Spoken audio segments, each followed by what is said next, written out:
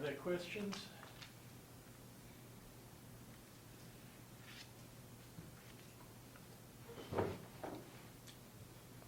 I want to start by fixing something that I sort of explained inadequately last time. And it has to do with this hypothesis testing of many correlated features with correction for multiple tests. What I didn't realize, okay, so everything up to this point where you use the t-values, the difference of means normalized by their standard deviation, the standard deviation of those distances, and do that for multiple, very many permutations, and get a cumulative probability distribution for each, is just as before. And then there's transformation into these u values that are normal, standard normals, and then getting their covariance matrix and producing the v choices. That's all the same as before. What's different is I realized that once you've made these choices of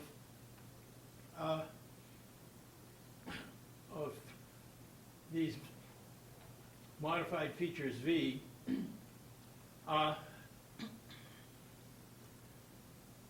they're already they're already normally distributed random variables, right? Because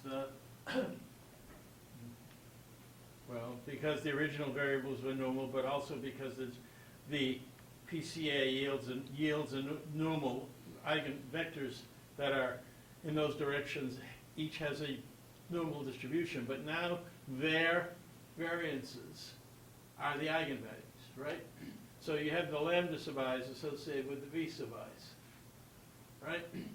So in other words, each one of these guys is an ordinary normal, uncorrelated, with a known standard deviation. And so you can directly figure from their normal what the Mahalanobis distance of any particular v value is. And so when you have the actual data that you want to test, you produce its t distribution, that is to say feature by feature normalized differences. And for each of them you apply this t to u transformation that you've calculated down here to turn that into u values. And once you have the u values, you can take the dot products that yield the eigenvectors and turn those into little v values associated with that difference of means. And that's a value that, together with the standard deviation, can give you a Mahalanobis distance, and then the FDR or FWER, family-wise error correction, or false distance rate, false, what is it? FDR. There it is. False discovery rate, that's what it is. Can be applied directly from the Mahalanobis distance to give you the modified thresholds for the VI values that yield whether you have a significant difference or not a significant difference among those. So that's the point. The major point was that what I had up here last time was another permutation test. And that permutation test is not necessary because you know you have a normally distributed, uncorrelated random variable with known variance. Okay, any questions about that? Okay, so where I was last time was talking about evaluating classification methods and doing so using ROC, which are curves of true positive rate versus false positive rate. And notice that in medicine, the true positive rate is called the sensitivity of a test, of a classification. And the 1 minus the false positive rate is called the specificity of the test. So just when you hear those words, it's just the same thing as true positive rate and false positive rate, except it's the complement of the false positive rate.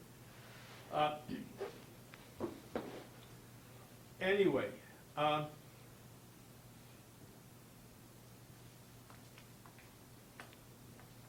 talked about the idea that the way you do this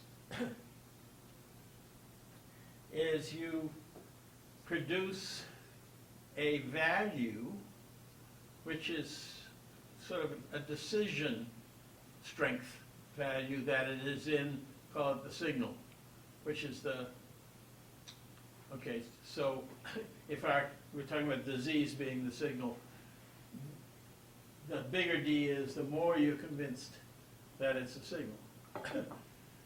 And then what you have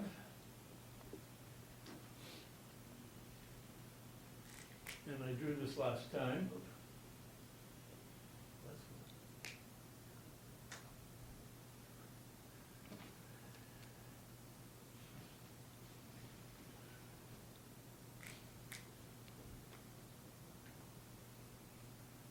Is this decision variable, this decision strength variable,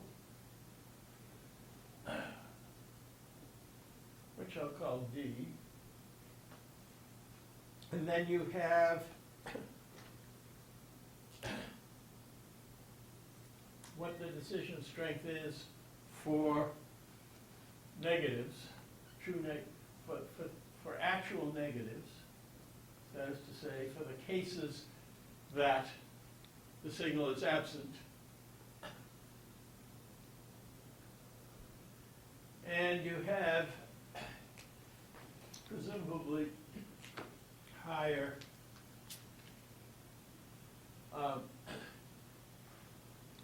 values of decision strength for the cases that are actually positive, which you know at training time. And the ROC is got by, if you will, putting a threshold here or here or here or here or here, and each one of those points produces a point on the ROC. So the threshold, when you're above the threshold, that means you're calling it positive. When you're below the threshold, you're calling it negative, right? Clear? Okay, so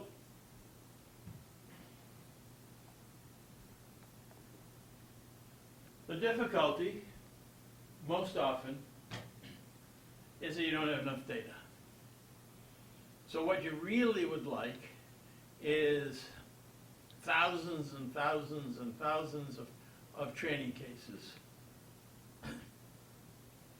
And likewise, a zillion test cases. And the test cases will yield the green curve and the red curve, right?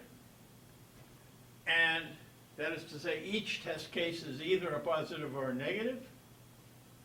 And if it's a positive, and it's called positive with respect to some threshold, well, if it's called positive, if it's positive, then whatever D value you get will contribute to the red histogram. And if it was actually a negative, it will whatever D value you get will contribute to the green histogram. So that's what you'd like to have, but frequently we have situations where the number of training cases is quite low, maybe a few hundred. And yet, the feature space is very much higher, right? So we have feature space of 1,000 and only a few hundred training cases. So the solution is sort of like what you do with permutation tests. You do by random behavior, you run many, many tests by what's called random hold-ups. So if we have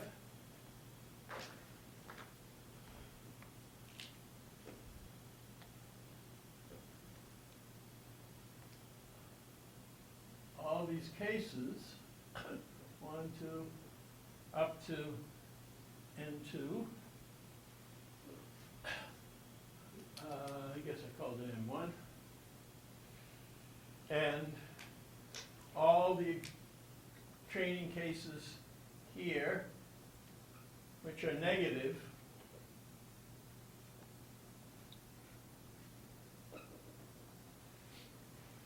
the idea is if you take a random selection, let's say 80% of these cases, random 80% here, and you hold out the remaining 20% as test cases, and you train on the randomly selected 80% and test on the 20%. And you do that also on this side.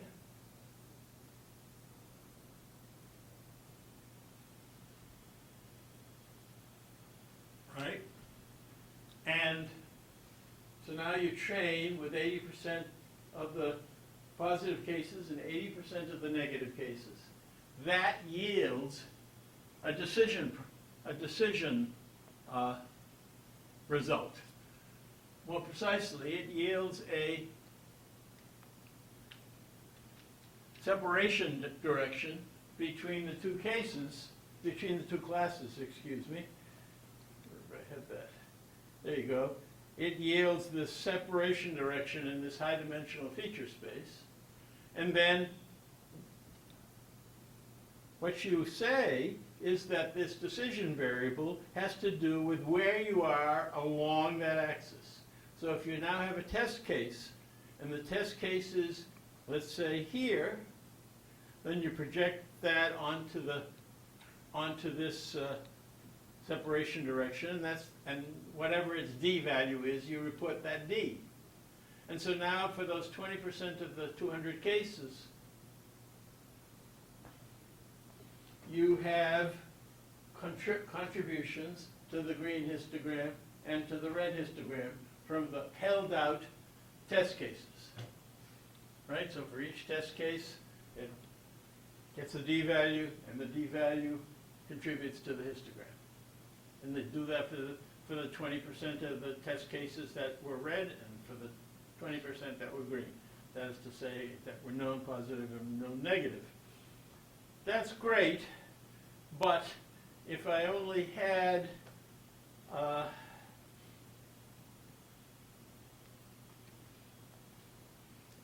if I only had 20% of 200 total cases, so maybe 100 positives, 100 negatives, I have 20 contributors to the green histogram and 20 contributors to the red histogram, and that's nowhere near enough to get decent statistics. You need thousands to contribute to that statistics. And so what you do is you repeat the holdout process, right? So meaning, I take a different random 80% and a different random 80% here, and thus a 20% complement, and I repeat the process.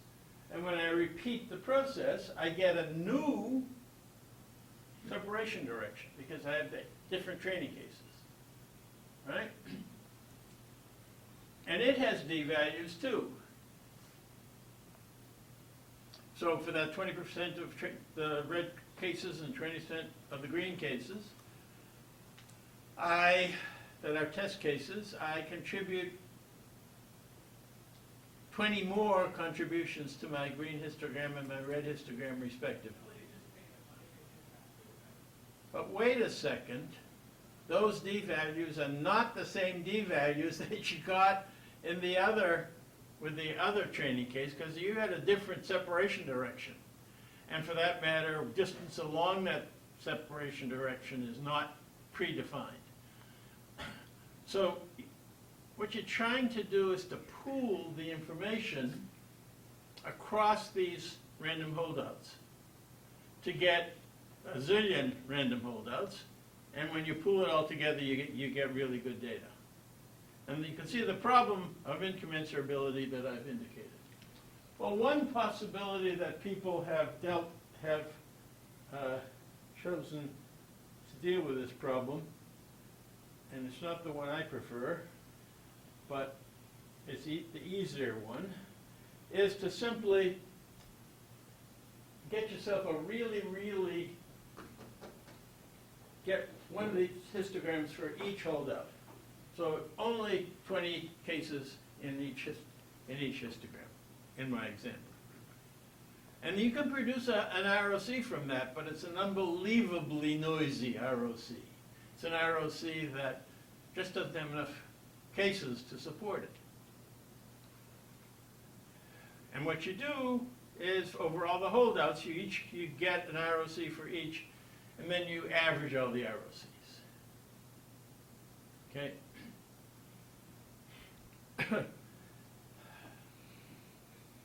That is commonly used, but it's not the best thing to do. What's much better is somehow to combine the histogram information over the holdouts and then produce a single ROC from all the pooling. But you can't do that with the D values because they're incommensurate. So,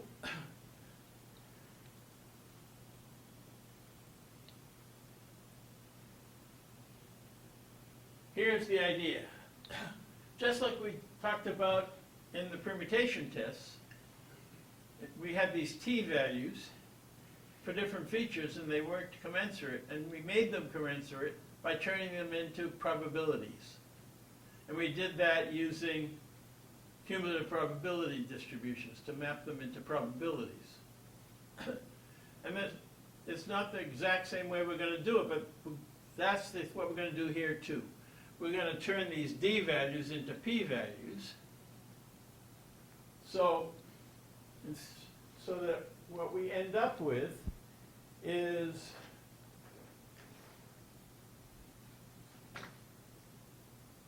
since every D value becomes a P value, we consider that the decision strength P, where P is how probable it is it's in class 1. And now they're commensurate. And so if I now have 20 P values from the reds and 20 from the greens, and now in the next run I have 20 more P values and 20 more red ones and 20 more green ones. If I do that 1,000 times, I have 20,000 red ones and 20,000 green ones. And that produces a really good histogram that I can sweep and produce an ROC. Is the idea clear? Yunque, is the idea clear? Yeah. Okay. So, when we did this, these individual to turn these D's into P's, you need probability distribution. And the probability distributions are these raw case holdout by holdout histograms, which are very noisy. But we showed by statistical tests that these don't deviate. They have no significant difference. There's a hypothesis test on whether it's Gaussian or not. And you can't reject the Gaussian hypothesis. So you can fit each histogram, the red one and the green one, for each holdout by a Gaussian. And from those Gaussians, you can do the following. Okay, so the two histograms are Gaussians, and what they are the probability of D, given that you're in class 1, and the probability that you have a particular D value, given that you're control. And by Bayes' theorem, what you're interested in as this is not the probability of D given the class, but the probability of the class given D. Those are the P's that we want to, these P's are probability of class 1 given D. That's what we want. And by Bayes' theorem, we can do this with one problem. I don't know the prior. The prior, what the probability of schizophrenia is, what the probability of signal is in the first place, right? Meaning in the whole population out there, infinite population in the world, in this case of schizophrenics and non-schizophrenics, what is the likelihood that a person is schizophrenic? Well, first of all, if we're going to ask that question, it's already hard to answer because when I'm talking about the probability of being schizophrenic in all people who come to the psychiatry clinic, is it the probability of people who are schizophrenic in the whole population of the world? Is the probability of being schizophrenic in North Carolina? What about a probability of schizophrenic in Chapel Hill? Anyway, the point is, you don't know what that value is, what value to use. You have this parameter. And each value of that parameter yields different p-values. But any point, it turns out that if you think about this, the p-value is just sweeping the decision variable, the prior value, sorry, the p sub s values. The probability of signal is just sweeping out the decision variable. And so the upshot is I can take these values of this formula for PS equals 0.1, for PS equals 0.2, for PS equals 0.3, and so on. And this gives me this sweeping out of the ROC that I need. And so I've solved my problem. What I'm going to do is try all the PS's of 0.1 over all the holdouts. And that'll yield me a point on the ROC. And I'm going to call P sub s equals 0.2 over all the holdouts. And that'll yield me another point on the ROC. And I'm pooling via this ability to use this Bayesian formula again and again for different values of the threshold. Okay, and so that yields an ROC, and then you can compute the area under that ROC as a measure for your particular classification process. Questions? Okay, this is great, except for this problem that, okay, I'm comparing two classification methods, and one of them produces this ROC, and one of them produces this ROC. Well, they both end up at 1, so I've got to be careful. And the question that one asks when you're comparing the ability to do shape statistics, shape classification between the two methods is this just an artifact of the particular training cases we happen to have chosen, or is it really different?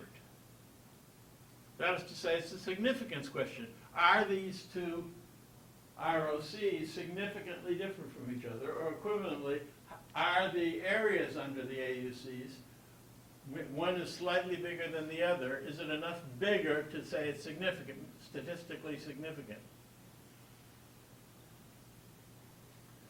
And the problem is that, again, the problem of correlation. Each contributor, each holdout, if you have 80% of the training cases in one holdout and a different 80% in the other, you're going to have a very significant overlap. Maybe 2/3 of the cases are going to be that were in the training case for holdout 1 are also in the training case for holdout 2. And the same goes with the test cases.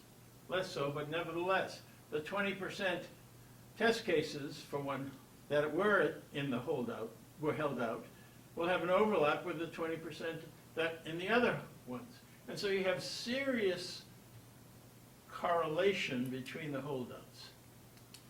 And so what I end up with is an AUC1 and an AUC2.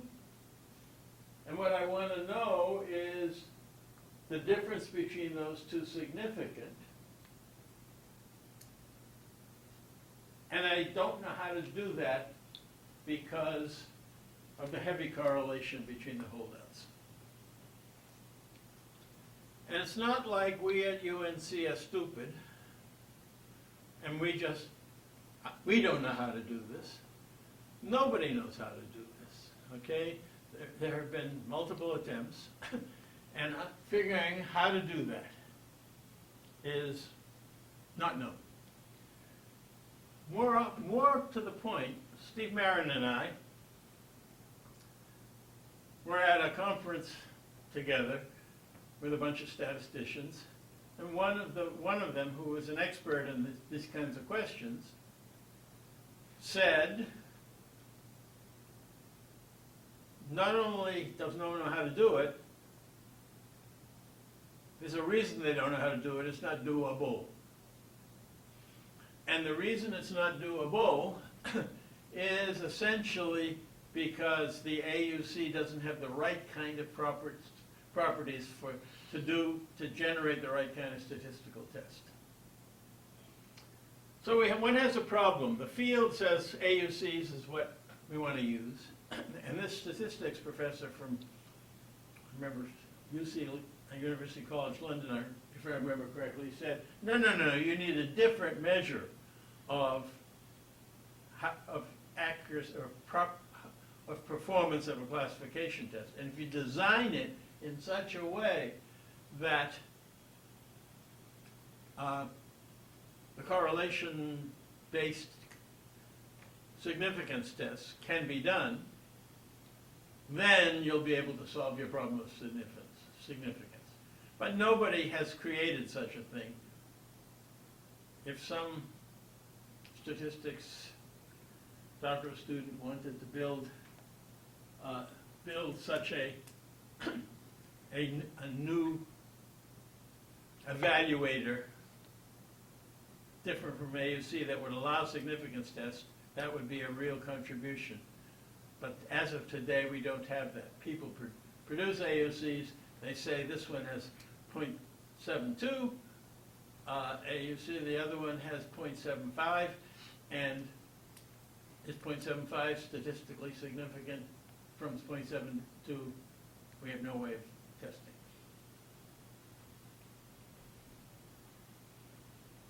Questions? Yeah. Can you go back to the Bayesian? Which one? The Bayesian statistics.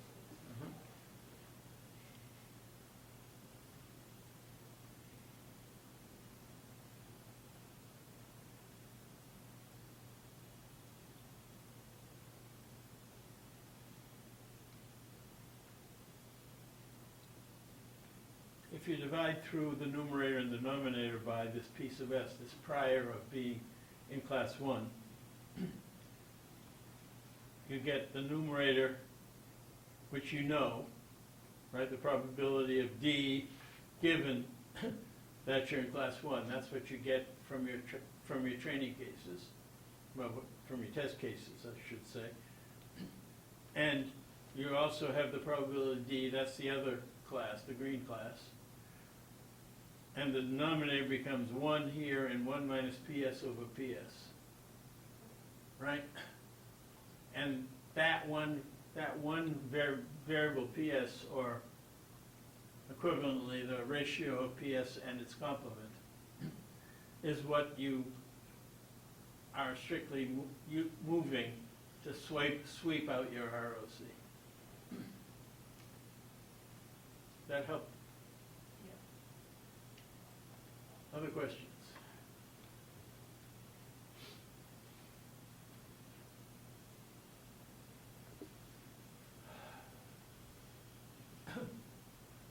Okay, but this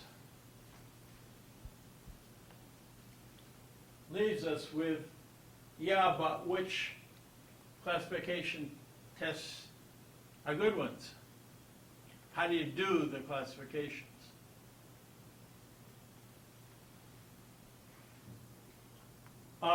Ultimately, the result of the classification approaches that we're talking about are the ones that yield a separating direction and ultimately a threshold on it, which can be understood as a this is feature space.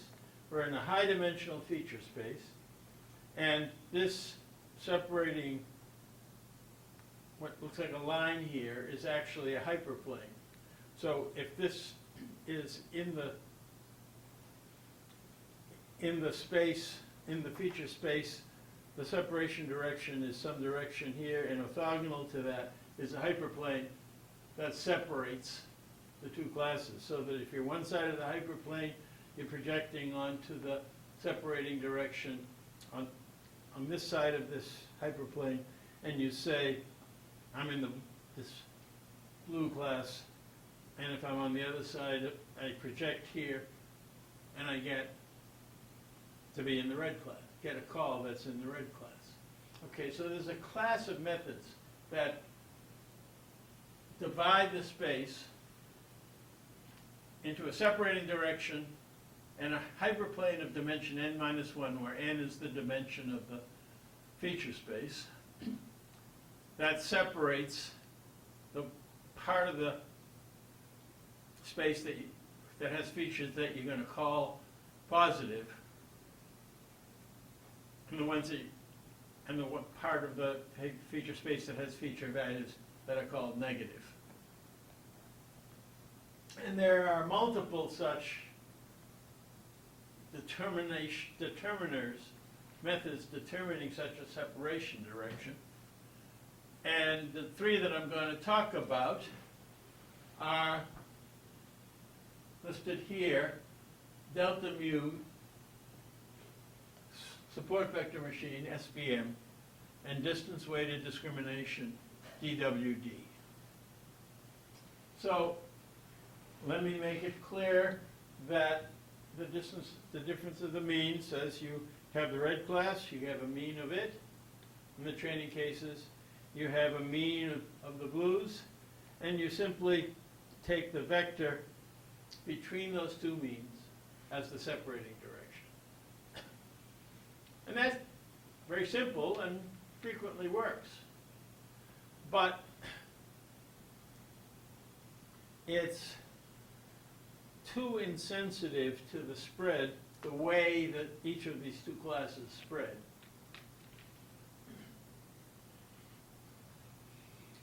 The next method that's very popular produces the separating direction by this, what this picture shows.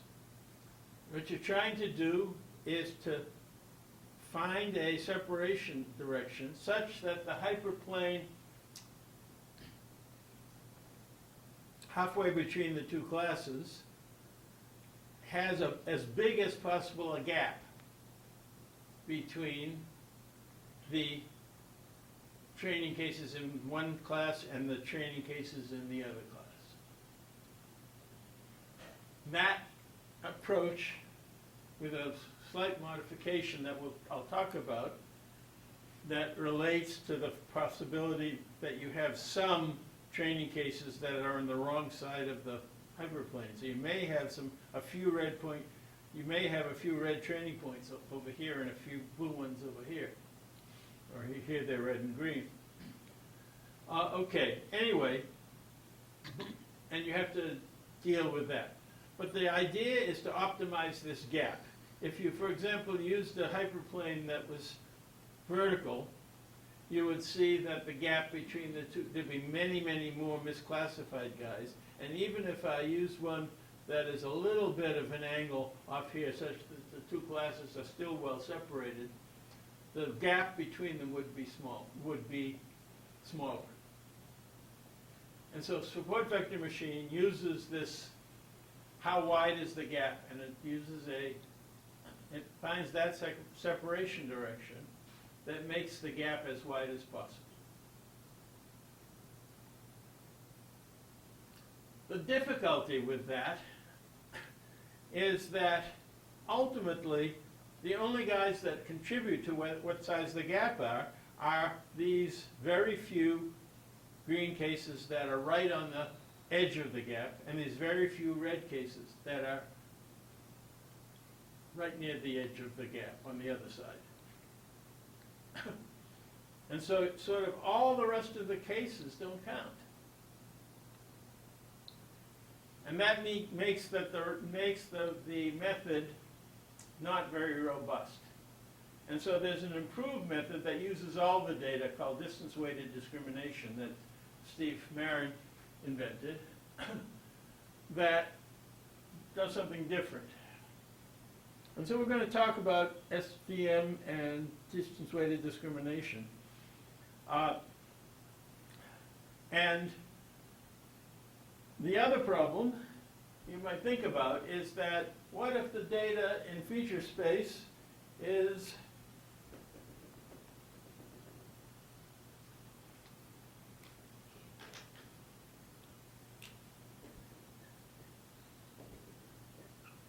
where the separator needs to be curved, right? We're saying we want a hyperplane, and the separator is not right. A hyperplane is not the right kind of separator. And it's even worse if you think about this kind of a case in the lower right, where the positive cases are in this yellow region, and the negative cases are in the blue region outside it. And you want to separate with a circle, or in feature space, a high-dimensional sphere, or an ellipsoid, or some other curved separator in feature space. And the problem's worse when you think about the fact that for shapes, these points live on a curved manifold. So we're talking about even if you have a ability to divide by a hypersurface, a straightish hypersurface, this feature space that we have looking flat on the screen is actually curved. And so then this thing becomes a geodesic hyperplane, and the separating direction becomes a geodesic on this curved surface. Okay? So, the problem of getting curved separators is typically dealt with by something that's called kernels. And I'll talk a little bit about kernels, but that's, I don't want to say this, the standard statistics you get in a statistics course, not specific to the shape problem.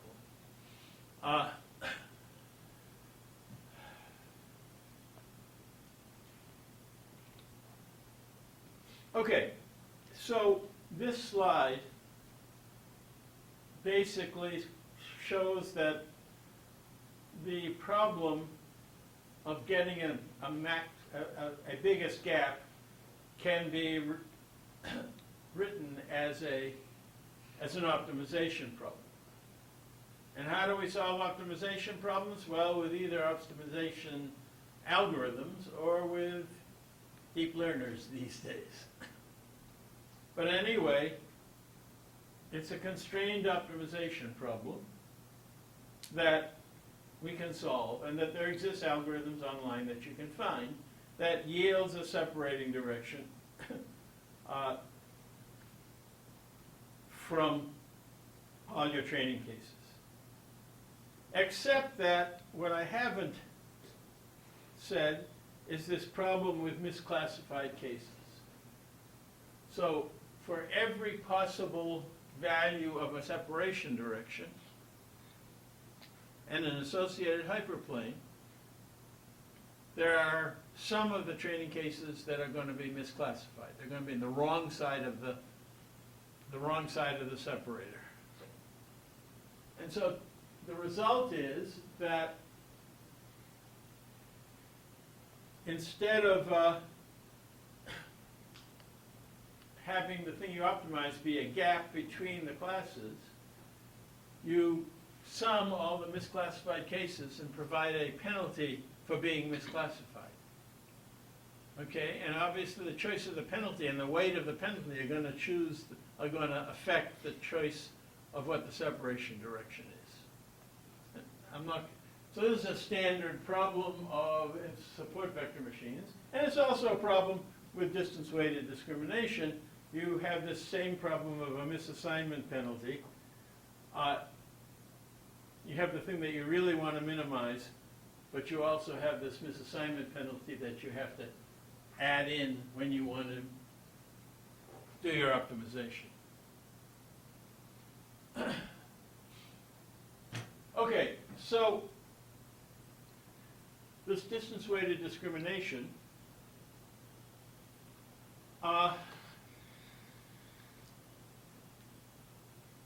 says that what I'm going to produce is this separating hyperplane. And for every one of these guys that is on the correct side, I'm going to take its distance to the separating hyperplane. Notice that on curved spaces, we're talking about a separating geodesic n-1 dimensional geodesic surface, and all these distances are geodesic distances from each respective point to this geodesic surface, which makes the problem a bit hairy, but doable. Slow computation. But the upshot is you have this distance for each point in either class, which is one, and you consider the reciprocal of that distance. And it turns out that what you want to do in this distance-weighted discrimination is to minimize the reciprocals of those distances. What that basically means is that places that are out here, far from the separating plane, get less weight because their reciprocal is much smaller. So, like at SVM, it weights the ones closest to the separating plane more, but SVM weights all these guys zero. The ones other than the support vectors, the ones that are on this, that are closest to the separating plane.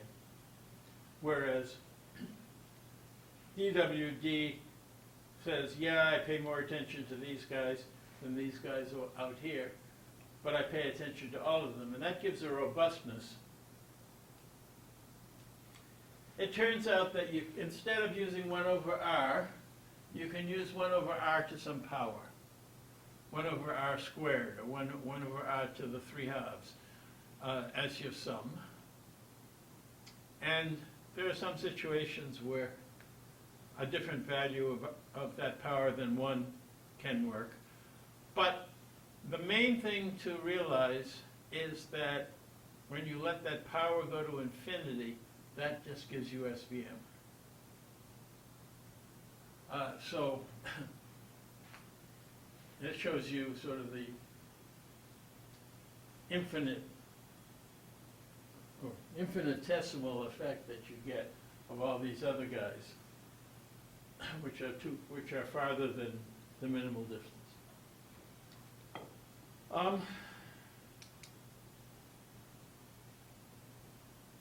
So Steve Marin produced a simulation that illustrates the benefit of using DWD.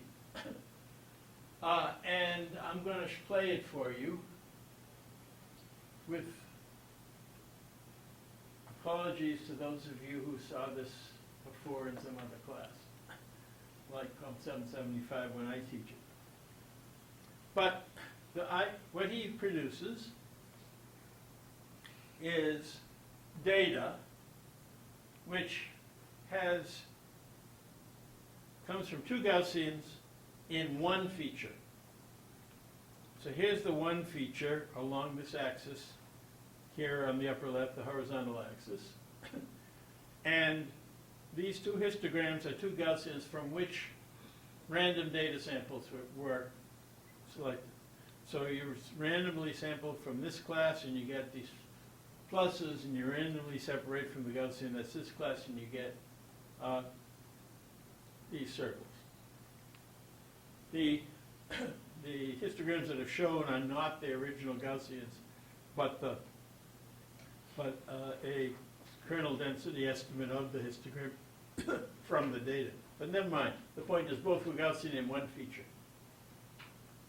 And what Marin did was he now considered a two-dimensional feature space, where the known separation direction is still in the first feature, and the second one's pure noise. So in the second dimension, what you have is zero mean, identical noise in the second dimension. Okay, so the one class and the other class have exactly the same zero mean noise distribution, but random samples, different random samples from those distributions. So what you would like is that the separation direction should be, when you do your classifier, should be dimension 1, right? Because dimension 2 is just a confuser. It's just pure noise. Well, what about 100 dimensions? We're going to have 99 dimensions of pure noise and one dimension that is the separating dimension, right? And what you want is that it yields a separating direction that's purely in the first dimension. So what you're going to see is displays that are in a plane made up of two dimensions. One of them is the dimension 1, which is the correct separating direction. And the other one is the computed separating direction. Right? And the angle between those two dimensions, the bigger it is, the worse it is, right? You would like very low angle between the separating direction that you actually get and the right separating direction. And what you're also going to see is that when you plot the data along the computed separating direction, what you'd like to get, if it was the right separating direction, are the two Gaussians, like in the upper left. But what you actually get is, for SVM, you get this pileup effect where the two classes project as if they were very peaked, when the real data wasn't very peaked, it was Gaussian. That's what you see in the lower left. Whereas the DWD does a much better job from that point of view. And it turns out that this part of the study was what he called a maximum data piling direction. There's a direction that makes these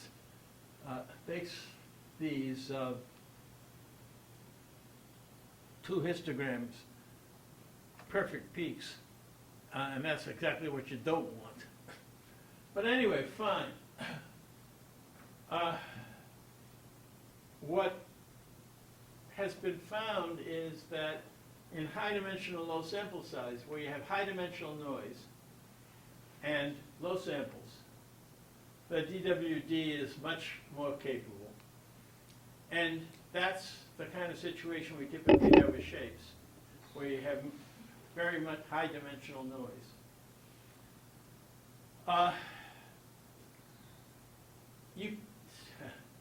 Steve Marin says, with regard to statistics, that every dog has its day. Meaning, you can find a particular kind of data. You can make up a kind of data where SVM works. But it takes a whole lot of creativity to come up with that kind of data. You really don't find that kind of data. Anyway, fine. So here is the story. Here's SVM. And what I'm going to be showing here is a video. And what the video is going to do is going to increase the dimension. So we're going to go dimension 1 up to dimension 100. So you have just the original data, which is like this, in the right dimension. And you're going to see in this plane, if you have dimension 2, what the noise is. And anyway, let's play it and you'll see. We'll play it again. And so here in dimensions 20, 21, 22, you understand all but one of the dimensions has no noise. And the main thing you can see is that the blue line, which is the separating direct dimension for SVM, is heavily angled from the right direction, which is the horizontal direction along the dashed line. So let's just play that again.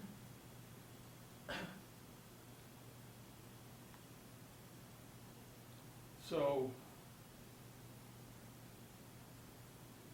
watch the estimated projection as you move along in dimension. It gets skinnier and skinnier and skinnier, as it shouldn't. Whereas the one on the left, the data from the true projection,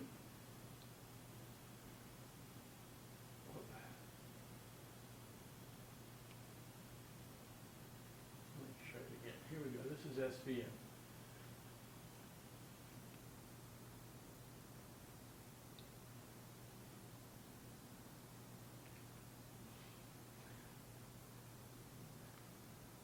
Okay, so now let's play the same thing for DWD.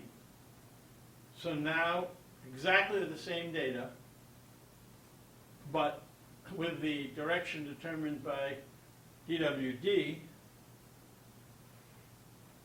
and the thing that you'll notice is that the angle between the separating direction and the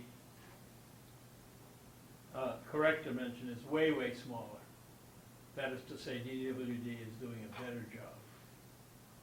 So in our kind of shape data, which we have high dimensional features and thus high dimensional noise,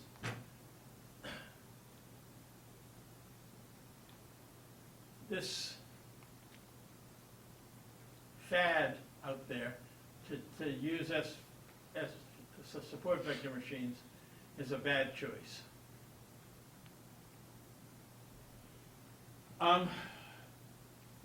Questions?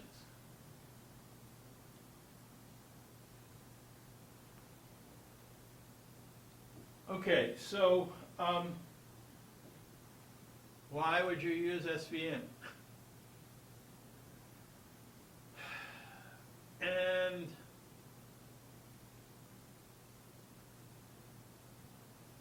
well, it was invented first and became popular. Also, both of them involve an optimization problem, right? The SVM optimizes the width of the gap plus a penalty for the misclassification cases. And the DWD minimizes sum of reciprocals of distances.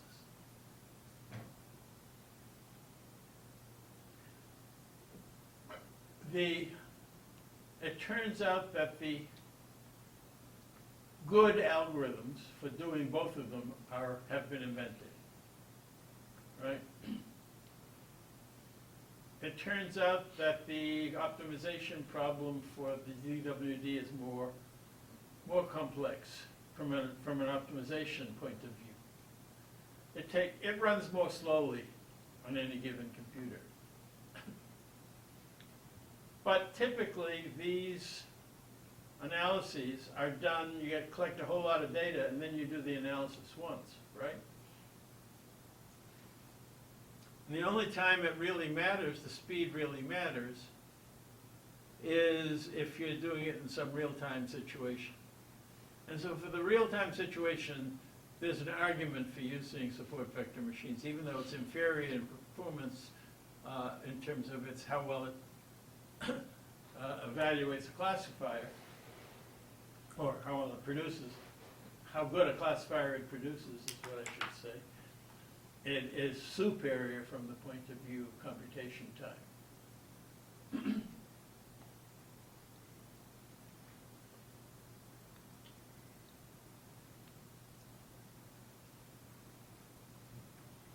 The remaining problem comes from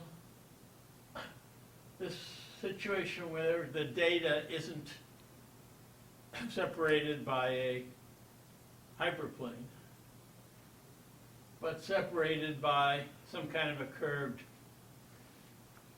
divider. And the approach that has been used is something called using kernels. Now you've got to be scared of the word kernel because it's used for so many different things. There's kernel convolution kernels, there's kernel weighted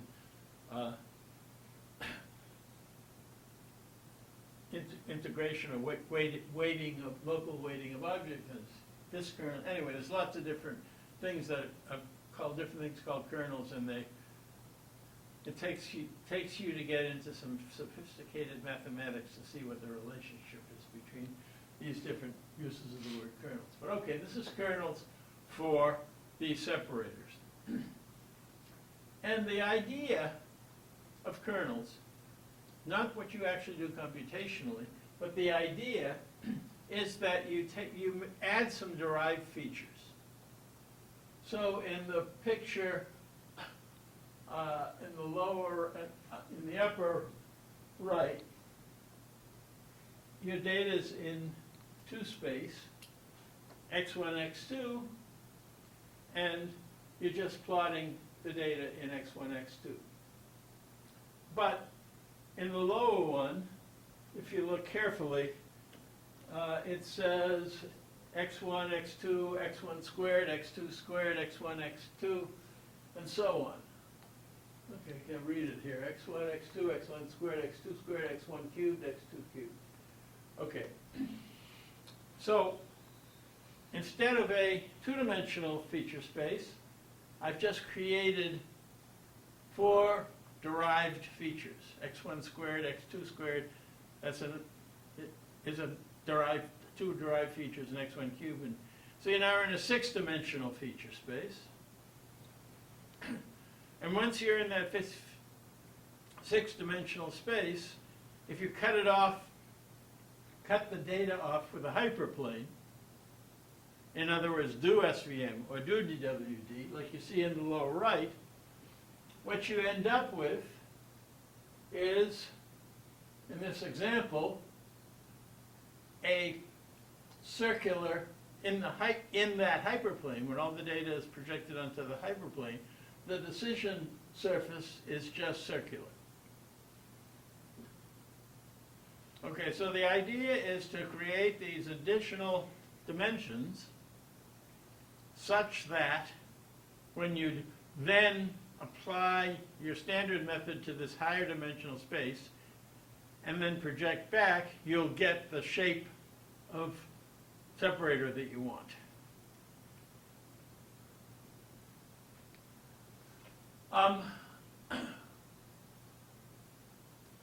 Well, it turns out that that's how you think about the problem. That's what you're doing, but you don't do it computationally. It turns out that when you are creating these additional features, that when you take dot products between vectors, in that how do I say this? If you have this higher dimensional space, and it's an ordinary Euclidean space, then the things that you want there, which are ordinary dot products, end up being non-Euclidean dot products in the original x1, x2 space. And the way the actual calculation goes, you can analytically figure out what those dot products are, and then you can solve the problem, this optimization problem, with the norm being a norm using these non-Euclidean dot products. And that's how the actual methods underneath the hood work. But the way to think about it is you're adding these additional dimensions, even though the problem is computationally solved in the original space. And so then the question is, what kernels? And there's a bit of a art on which kernels. But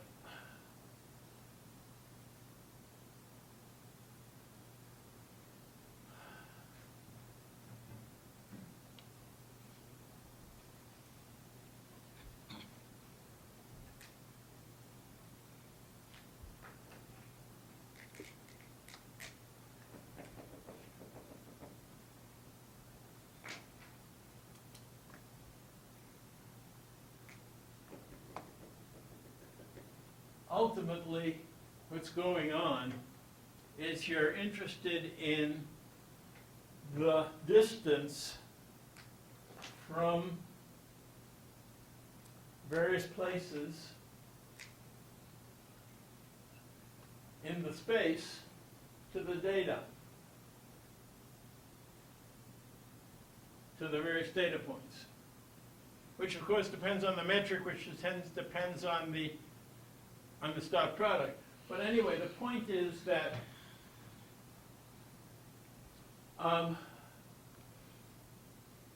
what people typically want is some sort of a weighting function about the target point of all the data, because that weighting function is sort of what your distance measure is.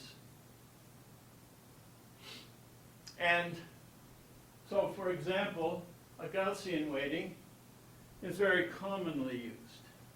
And you can do it with different Gaussians. You can do it with isotropic Gaussians that have different widths. You can have a choice of what the standard deviation of that weighting function is, that kernel.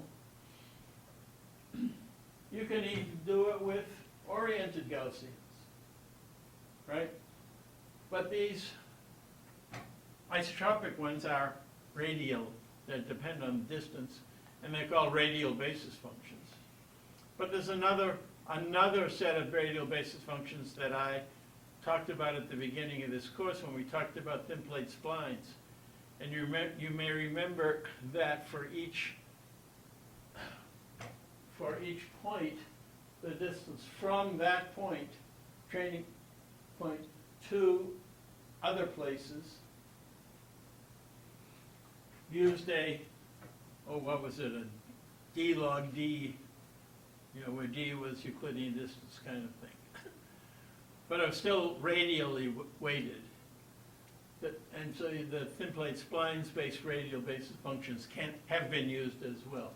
But in any case, when you want to find these curved spaces, they're typically not done by trying to figure out how the curve subdivision works, but rather how to get a radial basis function that modifies the dot products that allows you to get this sort of effect that I talked about here.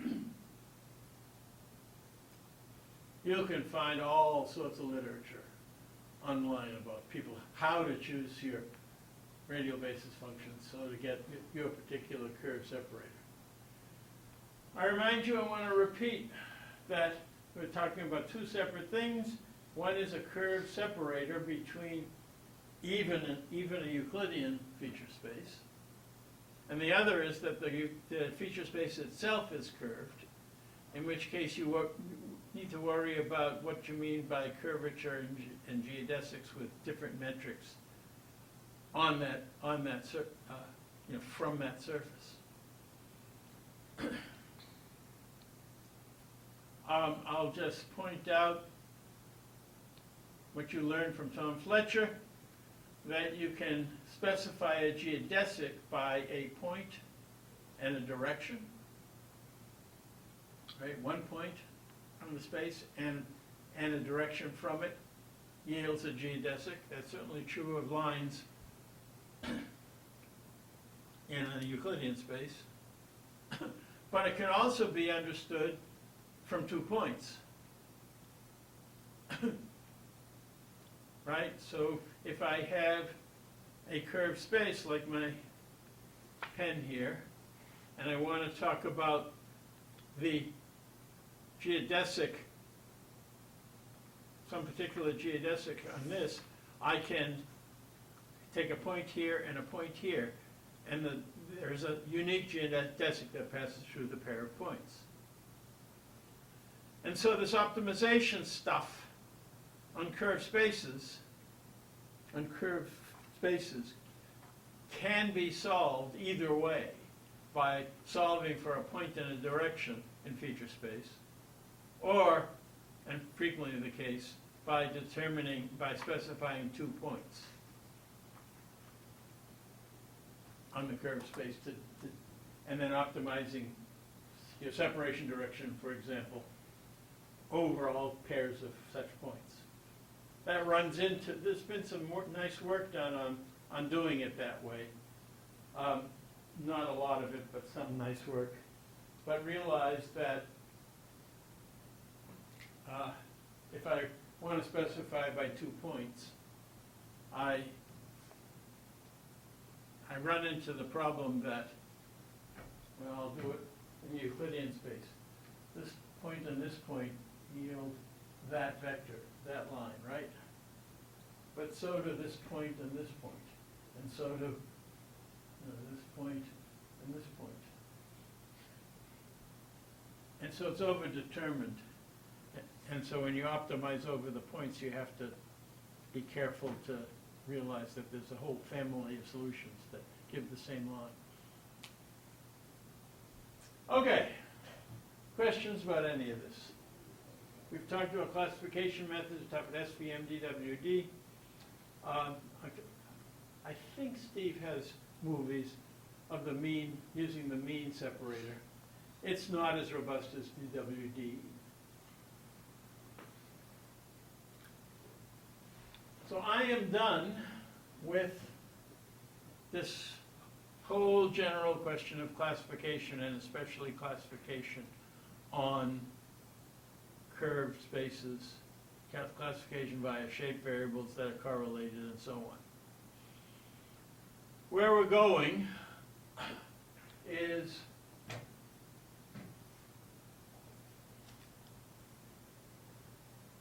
one more set of effectiveness measures of statistics that is worth knowing about and has been used for shapes. So we've got cross-validation is basically this random holdouts approach. We've talked about AUC, we've talked about permutation tests and the dipro-perm. And another way of testing it is the proof of the pudding is in the eating. Too many people say the proof is in the pudding, and that's not what the original form of that aphorism is. It's the proof of the pudding is in the eating. Okay, and that is to say, you measure by how well it does the job that you care about, right? And so if the job is segmentation of some particular probability distribution estimation process, then you measure by how accurate the segmentations are.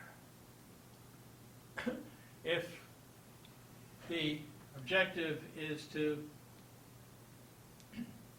screen disease cases in a big population, as in colonoscopy, for example, then you measure how many people get cancer, right?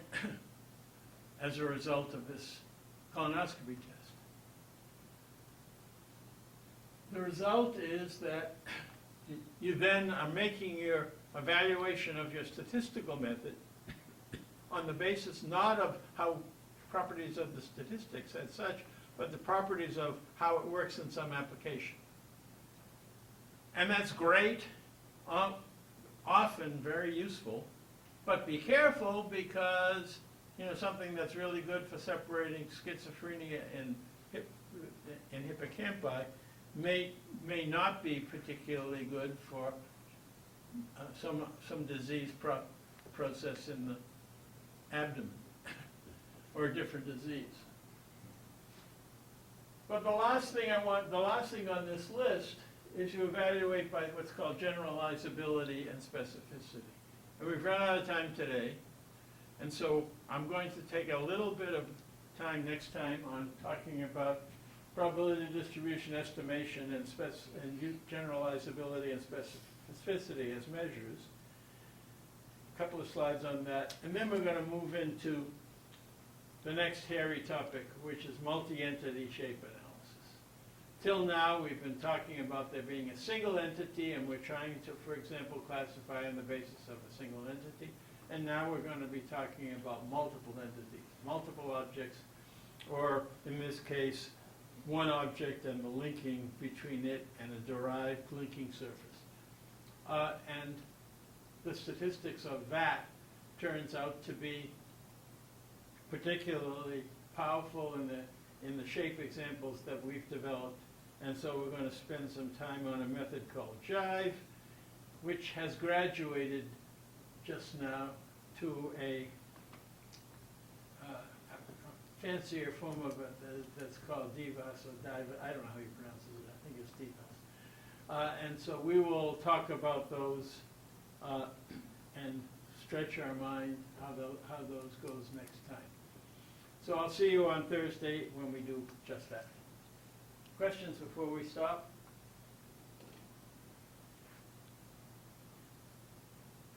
Okay, till next time.